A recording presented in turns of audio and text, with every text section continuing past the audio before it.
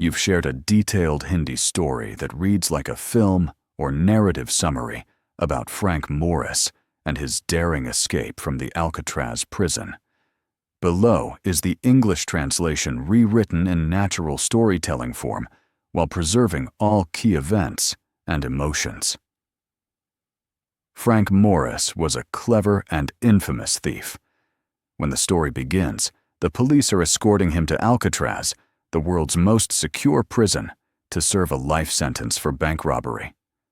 Alcatraz was built on a small island in the middle of the sea. Even if a prisoner managed to break out, escape was impossible because the surrounding waters would stop them.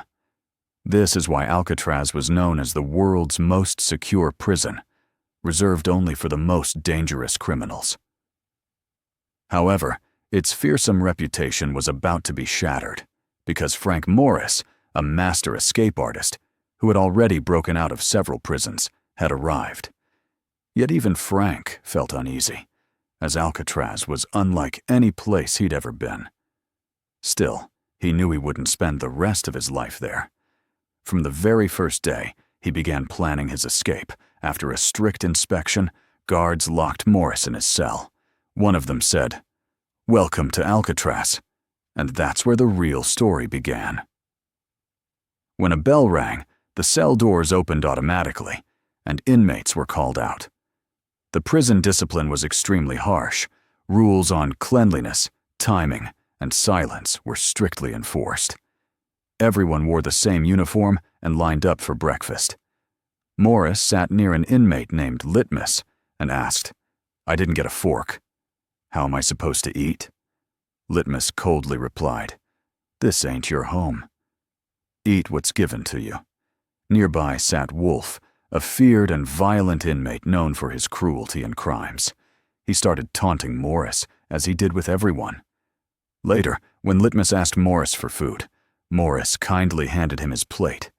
But to his surprise, Litmus fed the food to a rat that lived in his cell.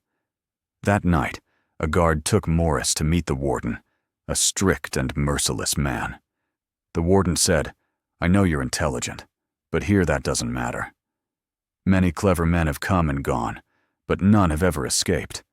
He warned that visitors were allowed only once every 2 months, and only if he was in a good mood.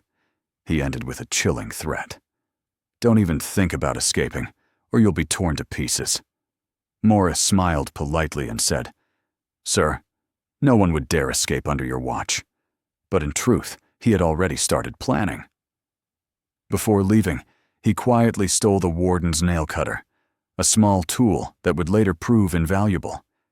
He hid it inside his Bible. Soon after, in the prison bathroom, Wolf tried to attack Morris again, but this time, Morris fought back fiercely and beat him. After that, everyone in the prison started respecting and fearing him. Morris was given a job in the library, where he met an old inmate called English, a man who'd spent half his life inside Alcatraz and knew every corner of it. English warned Morris that escape was impossible. "This isn't a prison, it's our grave. Even if you make it out, the sea will finish you." But Morris didn't care. He was determined. Later, Morris befriended another inmate named Doc, an elderly painter who said his art was the only thing keeping him sane. When the warden discovered Doc's many paintings, including one of himself, he pretended to be pleased, but then cruelly ordered every painting destroyed. It broke Doc completely. In despair, he chopped off 3 of his own fingers with an axe, screaming that he no longer needed the fingers he could no longer paint with. Before he was dragged away by guards, he secretly slipped a flower from one of his lost paintings into Morris's pocket. Morris soon discovered that behind every cell wall was an air vent that might lead to the roof. He began small experiments with the nail cutter, slowly digging around the vent.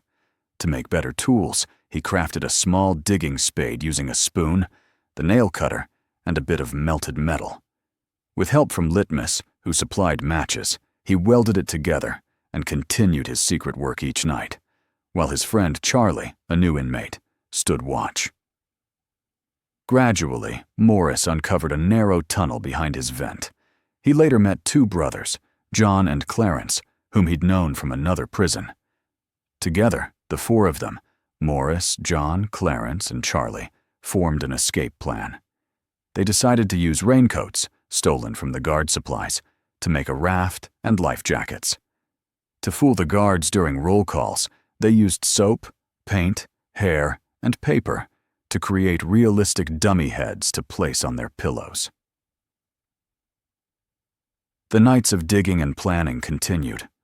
Morris also dismantled an electric fan to build a hand drill, which he and his friends used to cut through a metal grate leading to the roof.